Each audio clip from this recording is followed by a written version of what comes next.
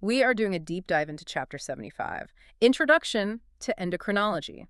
This isn't just about memorizing a list of glands for a biology test. This isn't really about anatomy. No. It's about management. It's about logistics. It's about coordination. That is the key word the text uses over and over and over again, coordination.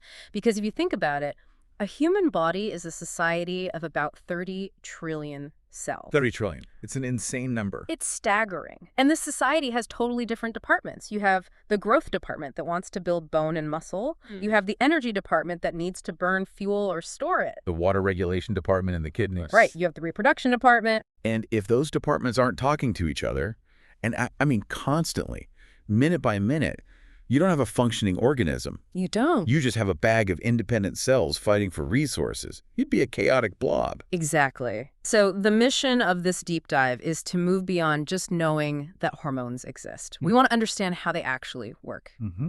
We're going to go from the chemical structure, like literally how these things are built on the factory floor, to the shipping logistics, and then all the way down to the microscopic switches inside the cell that get flipped when a hormone arrives. We're going to get into the mechanics, the nuts and bolts, because as we'll see, the way a hormone is built dictates everything about how it works. But before we get to the hormones themselves, the text actually starts by zooming out. It does. It turns out endocrine is just one channel on the radio dial. The body has at least 6 different ways of sending a chemical message. Right. The text outlines 6 distinct chemical messenger systems, and I think it's really important to distinguish them because it helps us see where endocrinology fits in the hierarchy of communication. Okay, let's run through them. It gives us a sense of the scope. Number 1, we already mentioned, neurotransmitters. That's your classic nervous system. It's short distance. An axon terminal releases a chemical like acetylcholine or dopamine. It crosses a tiny, tiny gap called the synaptic cleft, and boom. Instant connection. It hits the nerve or muscle right next door. It's local control, very precise, very fast. It's like a whisper directly into someone's ear. Okay, that's the wired connection. Then we have the stars of our show today, endocrine hormones. This is where it gets interesting. These are chemicals released by glands or specialized cells directly into the circulating blood. Right into the bloodstream. And once they are in the blood takes them everywhere. They influence the function of target cells that might be on the completely opposite side of the body. So if neurotransmitters are a whisper, endocrine hormones are, like a broadcast signal. Exactly. It's a radio broadcast. The signal is blanketed across the entire city, your entire body. Wow. But, and this is crucial, not everyone listens. Okay. It's a broadcast where only the people with the right receiver, the right receptor, can actually hear the music. But we'll definitely get to those receivers later. They sound important. Oh, they're everything. Then there's a hybrid one, neuroendocrine hormones. Yeah, this blurs the line. Evolution is messy, right? It doesn't always stick to our neat little categories. Sure. These are neurons, actual nerve cells, but instead of talking to another nerve via a synapse, they secrete hormones directly into the blood. The hypothalamus is the classic example here. It's brain tissue acting like a gland. So it's the nervous system using the endocrine system's delivery method. Precisely. It's a crossover episode. Okay, so we have nerves, we have glands, and we have nerve glands. What about the locals? The text mentions paracrines. Paracrines are the neighbors. These cells secrete chemicals into the extracellular fluid, just the fluid floating around the cells, to affect neighboring cells of a different type. So not into the blood. No, not into the blood. It's like standing in your backyard and shouting advice to your neighbor over the fence. Hey, grow a little faster, or calm down. It just stays local. And then there are autocrines. The self-talkers. Literally talking to yourself. Biologically, yes. A cell secretes a chemical that loops back and binds to receptors on the same cell that produced it. It's a feedback loop. I see. It allows the cell to regulate its own activity. Maybe it's a signal saying, okay, I've secreted enough now, I should stop. It's self-moderation. And finally, the text lists cytokines. I usually hear about these with the immune system, like a cytokine storm. You do, and that's their most famous role. Cytokines are peptides offered from immune cells, and they are the utility players of this whole system. How so? They can function as autocrines, paracrines, or endocrines. They can be local, they can be systemic. But the text gives a specific example here that I love, adipokines. Adipo as in fat. These are cytokines produced by fat cells. Yes, like leptin. We're definitely going to talk about leptin later because the idea that my body fat is actively chatting with my brain via these cytokines is both fascinating and, frankly, slightly terrifying. It's a critical conversation, though. It's how your brain knows how much gas is in the tank. If that conversation fails, you get metabolic disaster. Okay, so focusing on the endocrine hormones for today, the broadcast signals, what are they actually doing? The text gives a broad list. Metabolism, growth, water balance, reproduction, behavior. It seems like, well, everything. It's basically everything that requires a sustained state change. Think of it this way. Nerves are for move your hand now. That's an event. Right, discrete action. Hormones are for change who you are, grow 3 inches over the next year, ramp up your metabolism because it's winter, prepare the uterus for a baby. These are long-term systemic projects. The text gives 3 specific examples to show the range of this control. First, growth hormone. Which is a generalist, a total generalist. Yeah. It enters the blood and goes everywhere. It tells bones to lengthen, muscles to grow, cells to divide. It's a broadcast message to the whole workforce saying, expansion time. Then thyroxine from the thyroid gland. Also a generalist, it increases chemical reaction rates in almost all cells. It sets the idle speed of your engine. The idle speed, I like that. Without it, you are sluggish, cold, slow. With too much, your engine is redlining constantly. And then a specialist. Adrenocorticotropic hormone, or ACTH. That's the opposite of a generalist. ACTH travels through the whole body. It washes over your heart, your liver, your toes, and everyone ignores it. Total silence. Except for the adrenal cortex. That's the only place with a receiver. It's a private message sent on a public channel. So without these chemical messengers, the so what is pretty drastic. Oh, absolutely. The text makes it clear. Without these, you'd be short, sluggish, unable to process energy from food, unable to handle stress, and unable to reproduce. The body's society would collapse. You'd just be a collection of surviving cells, not a human being. Not a coordinated, functioning human being, no. Okay, let's get to the factory floor. I want to talk about how these things are made. The text breaks hormones down into 3 chemical classes. And at first glance, I thought, do I really need to know the chemistry? But reading further, it seems like the structure dictates everything about the hormone's life. It dictates everything. Absolutely everything. The shape and the material of the hormone dictate how it's made, how it's stored, how it travels in the blood, and most importantly, how it breaks into the cell to deliver the message. Structure is function. Let's start with class number 1, proteins and polypeptides. This is the majority. Most of the hormones you've ever heard of, insulin from the pancreas, all the pituitary hormones like growth hormone, parathyroid hormone, they fall into this bucket. And they're all made of amino acids. Just chains of amino acids. What's the difference between a protein and a polypeptide? Is it just size? Pretty much. The textbook definition is that polypeptides are the smaller siblings, roughly 10 to 100 amino acids. Proteins are the big ones, over 100 amino acids. But for our purposes, the manufacturing process is identical for both. The text has this great diagram, figure 75-2, showing the assembly line. It really looks like a factory process. It is a factory. It starts deep inside the cell on the rough endoplasmic reticulum, the rough ER. Why rough? Because it's studded with ribosomes, which look like little bumps. Yeah. And those ribosomes are reading the RNA instructions from the nucleus. But here's the catch. They don't make the active hormone immediately. They make a prototype first. A pre-pro hormone. That's a mouthful. Right, pre-pro. It's a large, inactive protein chain. Think of it like a plastic toy that just came out of the injection mold. It's got all these extra plastic bits and runners attached to it. It's clunky. It's not functional yet. So what happens to the extra bits? It gets pushed into the ER, where an enzyme cleaves off a specific piece, usually the signal sequence that told it where to go in the first place. Now it's a prohormone. We've trimmed the rough edges. But it's still not active. Not yet. Now the prohormone moves to the Golgi apparatus. Think of the Golgi as the packaging center, the shipping department. Okay. The Golgi wraps the prohormone up in a secretory vesicle, a little bubble. But inside that bubble, there are enzymes trapped in there with it. And while it sits in the bubble, those enzymes chop it again. This seems like a lot of cutting and pasting. It's quality control and activation. They cleave it into the final biologically active hormone plus some inactive fragments. And here's a key logistics point. They are all stored in that vesicle together. So they just sit there on the shelf in these little bubbles. Until the signal comes. This is the storage aspect. Protein hormones are made in advance and stored in vesicles. Thousands of them, just waiting near the cell wall. So protein hormones are like inventory in a warehouse, ready to ship at a moment's notice. Precisely. And when the cell gets a signal, usually an influx of calcium ions or an increase in a molecule called CAM-MP, the vesicle fuses with the cell wall and dumps its contents into the blood. That's exocytosis. And because they are proteins, They are water-soluble, they hit the blood, which is mostly water, and they dissolve and flow away instantly. No problem. now let's contrast that with class number 2, the steroids. Steroids are a completely different beast, a different universe, really. Their chemical structure is based on cholesterol.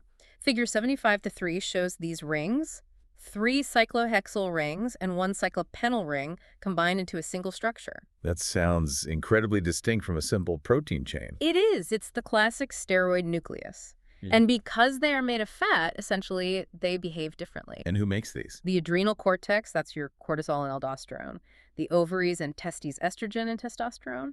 And the placenta. The text mentions a crucial difference here regarding storage, and I found this fascinating. Yes. While protein hormones are lair-housed in vesicles, steroid hormones are just-in-time manufacturing. They don't store them at all. They can't. Think about it. Steroids are lipid-soluble. They dissolve in fat.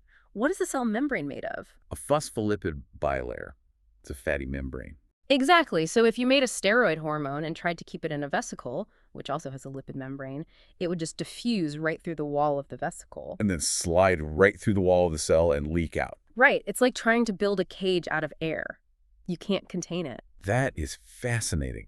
The chemistry dictates the entire storage and release strategy. It has to. So the cell doesn't bother trying. It keeps large stores of raw material cholesterol, esters, and vacuoles. That's the lumberyard. But the finished furniture, the actual hormone, no. So what happens? When the stimulus arrives, enzymes activate.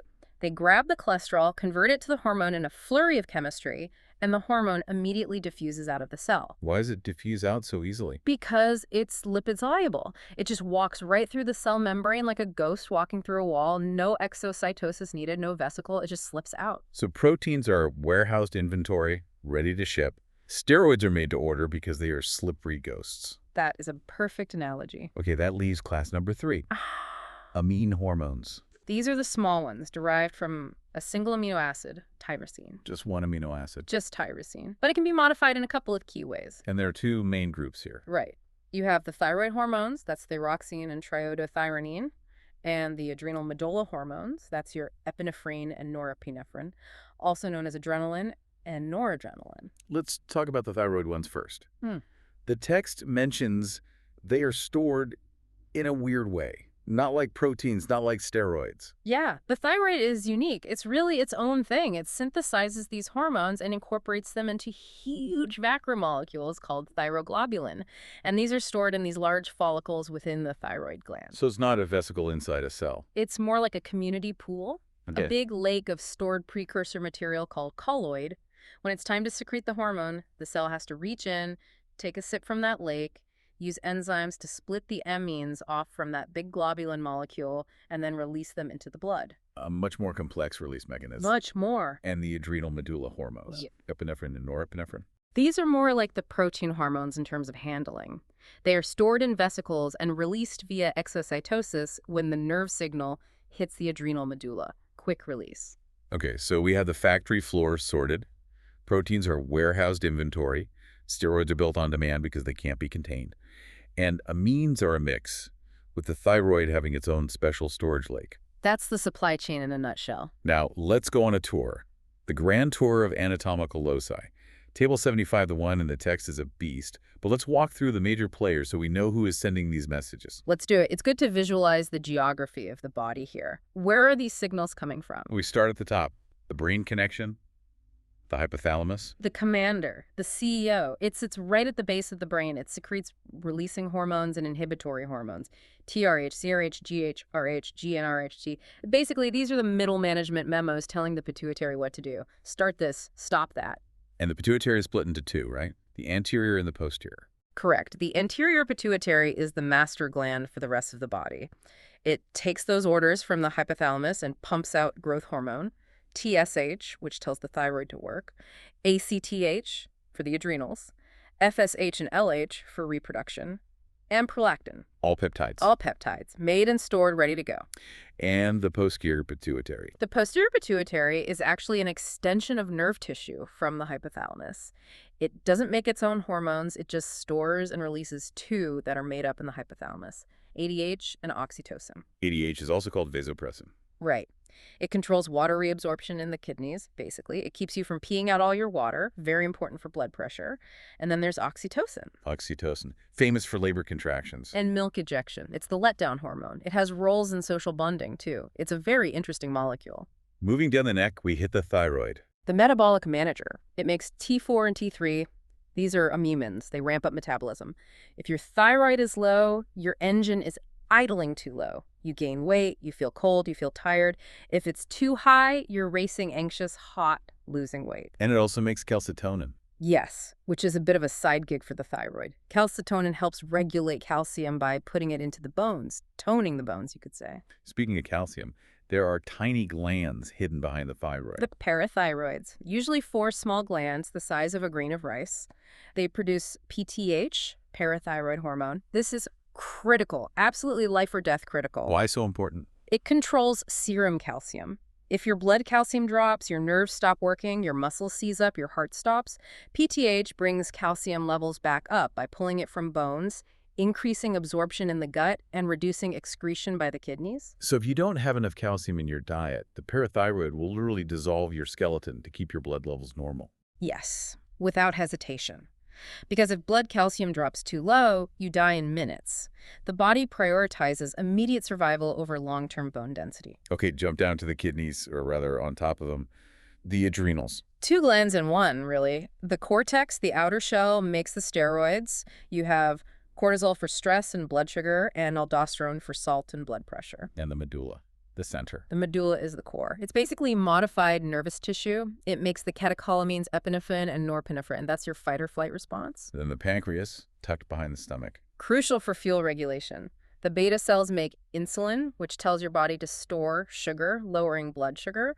And the alpha cells make glucagon, which does the opposite. It tells the liver to release stored sugar, raising blood sugar. The constant balancing act. A very fine-tuned one, and they're both peptides. And obviously the gonads. Testes making testosterone, ovaries making estrogens and progesterone. All steroids, all critical for development and reproduction. But then, the text lists some surprise endocrine organs I don't usually think of as glands. This is where the field has really expanded in the last few decades. We used to think of glands as just the big ones we listed, but it turns out lots of tissues are talking. Take the heart. The heart, it's a pump. It's a pump, but it's also a sensor. The muscle cells in the atria of the heart secrete atrial natriuretic peptide, ANP. When the heart stretches too much because of high blood pressure, it releases ANP. And what does ANP do? ANP travels to the kidneys and tells them to dump sodium and water into the urine. That lowers your blood volume and, therefore, your blood pressure. The heart is actually measuring and regulating its own workload. That is incredibly cool. What about the kidneys themselves? The kidney is a hormonal powerhouse. It makes renin, which starts a cascade to raise blood pressure. It makes erythropoietin, which tells your bone marrow to make more red blood cells. And it makes the active form of vitamin D, which is actually a steroid hormone that helps you absorb calcium. And the stomach. The GI tract is a massive endocrine organ. Gastrin, secretin, cholecystokinin. These regulate digestion. When you eat fat, your gut releases cholecystokinin to tell the gallbladder to squeeze and release bile. It's chemical coordination of the assembly line of digestion. And the one we teased earlier, adipocytes, fat cells. Leptin. For a long time, we thought fat was just storage insulation, just energy in the bank.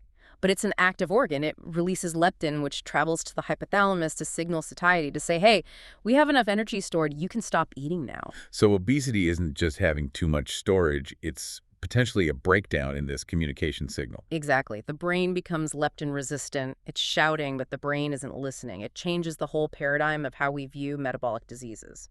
Let's talk about the logistics now that we've met the players. Secretion, transport, and clearance. The text mentions that the timing varies wildly. It does. Epinephrine. Seconds. A dog barks, your heart races. That's nearly instant. But thyroxine or growth hormone, we are talking months for the full effect to manifest. The onset of action is tailored to the function. And the concentrations. This blew my mind. They are minuscule. We're talking picograms. What is a picogram in real terms? It's 1/1,000,000th of a gram, 1/1,000,000th of a gram. The textbook analogy is like dissolving a single grain of sugar in an Olympic-sized swimming pool. That's the level of sensitivity these receptors have. That is mind-blowing. And because it's so sensitive, the control mechanisms have to be incredibly tight. Which brings us to feedback. Negative feedback is the standard, right? Like a thermostat in your house. Exactly like a thermostat. Temperature goes up, AC turns on. Temperature goes down, AC turns off. It's a self-regulating loop. Hormone A causes effect B. Effect B then circulates back and suppresses the release of hormone A. It prevents oversecretion. And this can happen at the genetic level. Yes, it can shut down the gene making the hormone or the enzymes that process it. It's very sophisticated. But there is also positive feedback. The surge. This is rarer and usually leads to a climactic event. It's an explosive runaway process. The text gives the example of the LH surge before ovulation. Estrogen stimulates LH from the pituitary, which travels to the ovary and stimulates more estrogen, which goes back and stimulates even more LH. It's an avalanche effect. A biological avalanche until, boom, ovulation happens, the structure of the ovary changes, and the cycle breaks. The text also mentions cyclical variations. Right. Hormones aren't flat lines. They vary by season, by stage of aging, or by the daily cycle, the circadian rhythms. Growth hormone, for instance, spikes heavily during the early period of sleep. So if you aren't sleeping properly, you aren't growing. Or repairing.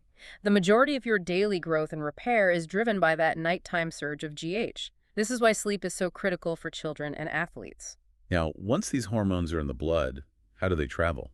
The text differentiates between water-soluble and the others. Peptides and catecholamines, like epinephrine, are water-soluble. They love the plasma. They just dissolve and float along, no problem. But steroids and thyroid hormones, they are lipid-soluble. They hate water. So they need a boat. They need a boat. They bind to plasma proteins like albumin. Less than 10% of them are actually free-floating. The rest are attached to these protein chaperones. And the text calls this a reservoir. This is a key concept. If the hormone is bound to a protein, it's biologically inactive. It can't bind to a receptor. It's just cargo. Okay. But it also can't be cleared or destroyed easily. So as the free hormone gets used up by tissues, more hormone dissociates from the protein boat to replace it. It acts as a buffer, smoothing out the levels and dramatically slowing down clearance. Speaking of clearance, let's talk about how hormones leave the building, the metabolic clearance rate. Everything has a half-life. The body clears hormones in 4 main ways: metabolic destruction by tissues, binding with tissues, excretion by the liver into bile, or excretion by the kidneys into urine. And the protein binding affects this. It has a huge effect. Angiotensin II is a peptide, floats free. Its half-life is less than a minute. It does its job and is gone. Thyroid hormone. Tightly bound to protein. Its half-life is measured in days. So if I take a thyroid pill today, it's sticking around for a while. Exactly. It provides a slow, steady, sustained level of hormone. Okay. This is where we need to get technical, but keep it visual. We are arriving at the destination, the cell. The hormone has arrived. What happens? It needs a handshake. It needs a receptor, no response. This is the lock and key. A cell could be bathed in growth hormone, but if it doesn't have a growth hormone receptor, it's completely invisible. Where are these locks located? It depends on the key. 3 main places. 1, on the surface or membrane. This is for the proteins and peptides that can't get through the fatty cell wall. They have to ring the doorbell. Okay. 2, in the cytoplasm. This is for the steroids that slide right through the wall. They emit their receptor inside the living room. And 3. In the nucleus. This is for thyroid hormones. They go straight to the master control room, right to the DNA. And the number of receptors isn't fixed, is it? The cell can change how many locks it has on the door. Absolutely. The cell is smart. If there is too much hormone screaming at it constantly, the cell undergoes downregulation. It literally destroys some of its receptors or inactivates them. It puts in earplugs to turn down the volume. And upregulation? The opposite. If the signal is weak or infrequent, the cell can build more receptors to catch every last whisper of hormone that drifts by. It becomes more sensitive. Okay, let's look at the mechanism. How does the message get from the outside to the inside? The text lists 3 main ways. First, ion channel-linked receptors. This is common with neurotransmitters, but some hormones use it. It's very direct. Hormone binds to the receptor. The receptor is also a channel, and it just snaps open. And ions rush in. Right. Ions like sodium or calcium rush in, and it changes the electrical state of the cell instantly. Very fast response. Simple enough. But the second one, the G protein-linked receptors, the heterotrimeric switch. This sounds complicated. It's in figure 75/4. It's the most common mechanism for hormones, so it's really worth understanding. Imagine a receptor that weaves in and out of the cell membrane 7 times, like a snake. Okay, a 7-pass receptor. And attached to the inside tail of this receptor is a little machine called a G protein. And the G protein has 3 parts. Alpha, beta, and gamma, hence heterotrimeric, 3 different parts. In the inactive state, the alpha subunit is holding a molecule of GDP, guanosine diphosphate. It's asleep. Then the hormone arrives, rings the doorbell. The receptor changes shape. This twists the G protein. That physical change makes the alpha subunit drop its sleepy GDP and grab a high-energy GTP, guanosine triphosphate. It gets charged up. Exactly. Now charged with GTP, the alpha subunit separates from the beta and gamma. It's now free to zoom along the inside of the membrane and hit its target, usually an enzyme like adenyl cyclase or phospholipase C. So it's a little messenger molecule itself. It is a relay switch. And how does it turn off? How does the switch reset? The alpha subunit has a built-in timer. It has an enzyme activity that slowly hydrolyzes the GTP back to GDP. Cuts off that third phosphate, loses its energy, lets go of the target, and reassociates with beta and gamma. The system is reset, waiting for the next signal. That is a beautiful little machine. It really is a perfect molecular switch. The third type is enzyme-linked receptors. The text gives the leptin example in figure 75-5. These are receptors that pass through the membrane only once, and when the hormone-like leptin binds to the outside, it directly activates an enzyme that's part of the receptor on the inside. No G protein middleman. No middleman. In leptin's case, the 2 parts of the receptor come together, a process called dimerization, and this activates an attached enzyme called JK2, Janus kinase 2. And what does JK2 do? It starts a phosphorylation chain. It phosphorylates itself, then it phosphorylates other proteins called stat proteins. These stat proteins then march straight into the nucleus, bind to DNA, and start transcription. It's a very direct line from the cell surface to the genes. Okay, we've mentioned second messengers a few times. The hormone is the first messenger. What's the second messenger? The hormone is the letter delivered to your house. The second messenger is the person inside the house who opens the letter and then runs around telling everyone in the family what to do. And the classic one is the adenyl cyclase KMP system. Classic one. Figure 75-7 shows it well. Hormone binds the G protein receptor. The G protein kicks an enzyme called adenyl cyclase. Adenyl cyclase takes ATP, the cell's energy currency, and converts it into CAN-M, cyclic AMP. And what does CMP do? It's the town crier. It goes and activates another enzyme, PKA, protein kinase A. And PKA is like a frantic manager with a paint gun. It runs around phosphorylating other proteins, shooting them with phosphate groups, which turns them on or off. And the text mentions amplification here. This seems critical. This is the entire point of second messengers. It's crucial. Yeah. One molecule of hormone might activate one G protein, but that one G protein might activate an adenyl cyclase that produces hundreds of CAMP molecules. And each one of those CAMP molecules activates a PKA, which can then phosphorylate hundreds or thousands of other enzymes. So one single hormone molecule at the surface can trigger an explosion of millions of chemical reactions inside. It's a massive cascade. That explains how a picogram of hormone can actually do anything. Exactly. It's biological leverage. There's another system, the cell membrane phospholipase system, figure 75-8. This one is a little trickier, but it's very common. The enzyme here is phospholipase C. When it gets activated by a G protein, it takes a phospholipid from the cell membrane itself, a molecule called PIP2, and chops it into 2 pieces. 2 second messengers for the price of 1. Exactly. You get IP3 and DAG. Okay, what do they do? IP3 is water-soluble. It floats off into the cytoplasm and goes to the endoplasmic reticulum, which is a big storage depot for calcium. IP3 opens the calcium channels there, causing a flood of calcium into the cell. And DAG? DAG is lipid-soluble, so it stays in the membrane. And there, it activates another kinase called protein kinase C, PKC, which then goes on to phosphorylate its own set of target proteins. So you get calcium mobilization and enzyme activation from one signal. Right. And calcium itself then acts as a third messenger, really. The calcium calmodulin system. Yes. Calcium enters the cell or is released by IP3. It binds to a protein called calmodulin. Calmodulin has 4 binding sites for calcium. When at least 3 of them are filled, it changes shape and goes off to activate or inhibit other kinases. For example, in smooth muscle, this is the final step that triggers contraction. So we've covered the membrane switches and the cytoplasmic relays, but some hormones play the long game. They go for the genetics. The steroid hormones, we're back to them. Figure 75-6 shows this beautifully. Because they are lipid-soluble, they don't knock, they just walk right in. Membrane. Right through. Inside, they bind to a receptor protein in the cytoplasm. This new receptor hormone complex then migrates into the nucleus. And does what once it's in there? It binds to a specific sequence on the DNA called a hormone response element. It's like finding the right page in the instruction manual. And by binding there, it acts as a transcription factor. It turns a gene on. The cell starts making new messenger RNA from that gene, which then goes out to the ribosomes to make new proteins. The text notes the timing here is very different. It's slow. Very slow, 45 minutes to hours or even days. Why? Because you have to transcribe DNA, process the RNA, move it out, translate it into protein.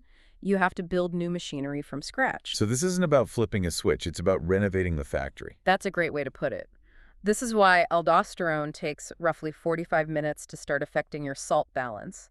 It has to build the new sodium pumps first. And thyroid hormones, they go to the nucleus too, right? They are even more committed. They go straight to the nucleus. Their receptors are already sitting on the DNA, often acting as repressors. When thyroid hormone comes in and binds, it flips that switch and activates transcription of hundreds of genes related to metabolism. And what's the key feature of their action? Longevity. Once bound, they can stay there and keep those genes active for days or even weeks. It's not a quick signal. It's a long-term change in the cell's entire operating system. It's a permanent or semi-permanent software update for the cell. Exactly. Finally, before we wrap up, we have to touch on how we even know this stuff. I mean, how on earth do you measure a picogram? It's an incredible challenge. It was thought to be impossible for a long time. The text highlights two key methods. The classic is radioimmunoassay, RIA. This was developed by Burson and Yellow.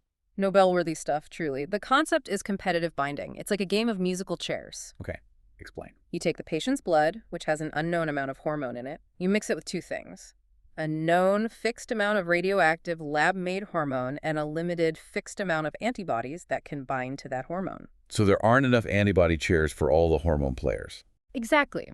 So the natural hormone from the patient and the radioactive hormone have to compete for the limited antibody spots.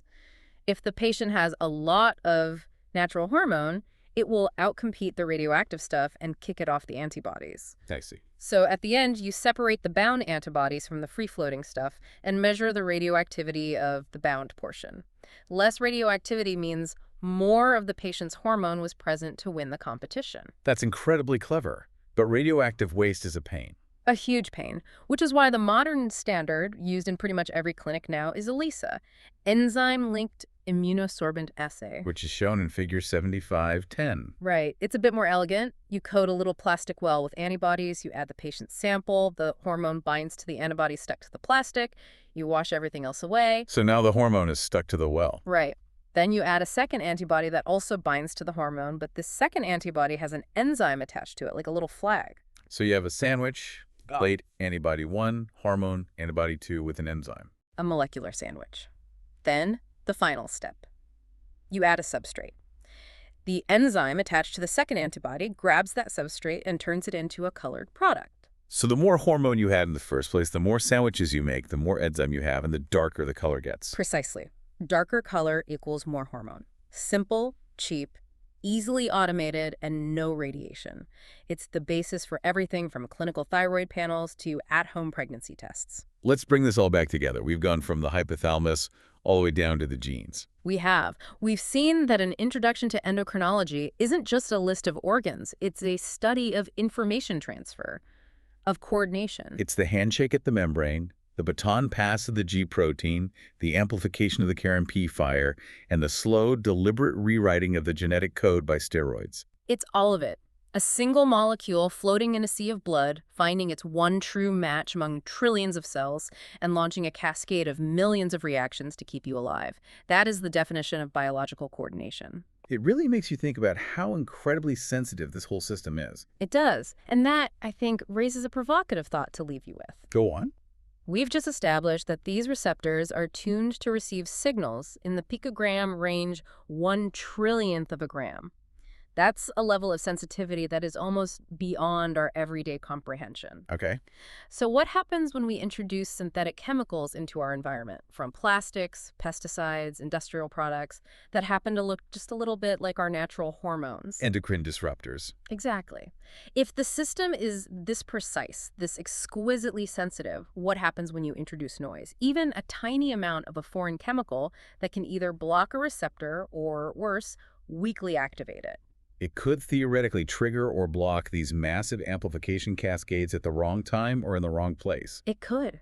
If the entire system is built on whispers, what happens when someone starts shouting static into the room? It makes you realize how delicate that internal conversation truly is. A bustling chemical conversation that we definitely want to keep clear. Thank you for listening to this deep dive into endocrinology. We'll see you on the next one. Stay curious.